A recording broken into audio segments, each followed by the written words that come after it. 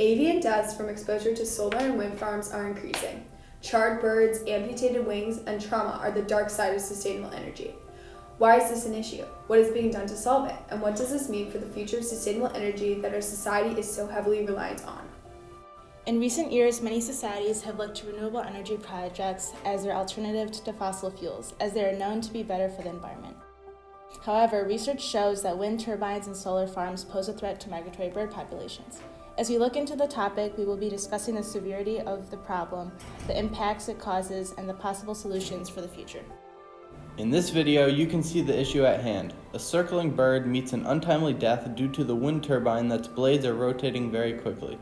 Do the benefits of renewable energy sources outweigh the deaths of this bird and thousands of others? In a USA study conducted in 2012, it was estimated that wind energy killed 573,000 birds. A hot topic in this issue is the effect on sensitive raptor populations. 83,000 raptor deaths were recorded in this study. The data above depicts the migratory nature of raptor species in addition to the mortality rate of one wind farm on Almont Pass.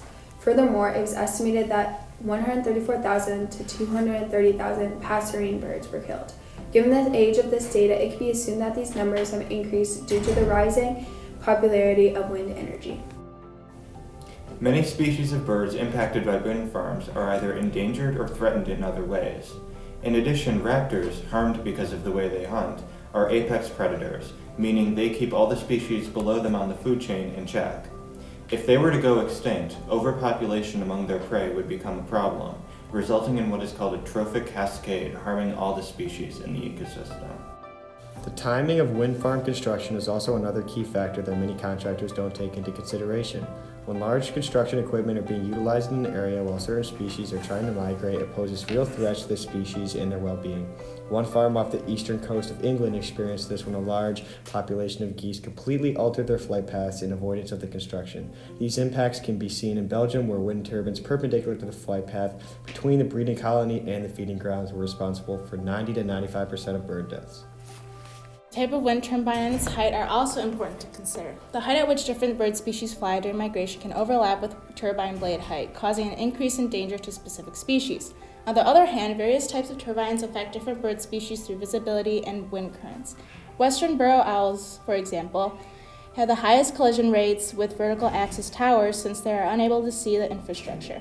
Conversely, the mortality rates of Eurasian kestrels and griffins in Gibraltar were equivalent between the tubular and lattice towers. As turbine height increased, these species that rely on lift for flight became more susceptible to collisions, as well as those who fly at high altitudes. When looking at this issue, it is important to take both sides into consideration. How important is renewable energy? In short, it is very important. Currently, 23% of New England's electricity comes from hydropower and other forms of renewable energy.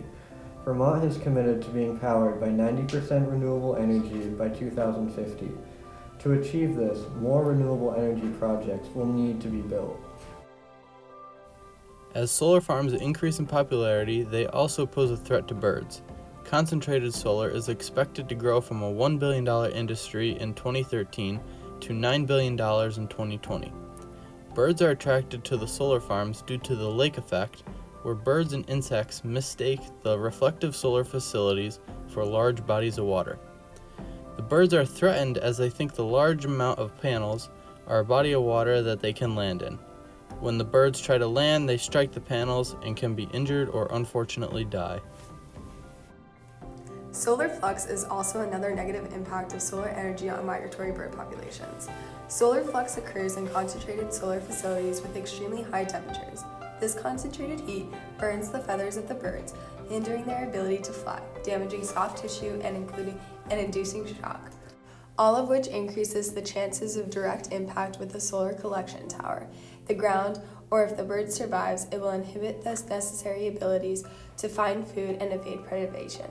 Solar flux is a large contributing factor to the mortality rate of birds due to interactions with solar energy.